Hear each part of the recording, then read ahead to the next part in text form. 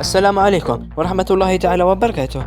مرحبا بكم في قناة أم بشار. تصديم الكاف بمشكل آخر قبل تنظيم الطبعة 35 لنهائيات كأس إفريقيا لكرة القدم ببلاد مراكش. وكانت هيئة الرئيس باتريس موتسيبي قد ضبطت تاريخ هذه النسخة بطريقة غريبة وفي سنتين ما بين نهاية 2025 ومطلع 2026، وكان يمكن تنظيم نهائية كأس إفريقيا ببلد آخر في جانفي وفيفري 2025، الموعد الحقيقي والطبيعي لهذه النسخة، حتى لا يقال الجزائر التي دخلت سباق احتضان هذه البطولة ويكون المرء متعصبا، ولكن وقوع الكاف رهين في مخالب النظام المغربي وبيدقه رئيس اتحاد الكرة فوزي لقجة واهتراء المنشآت الرياضية في بلاد مراكش الذي أفضى إلى التأجيل سيزيد في متاعب هيئة قارية للعبة التصقت بها كل موبقات وحماقات سوء تسيير الرياضة الأكثر شعبية في العالم.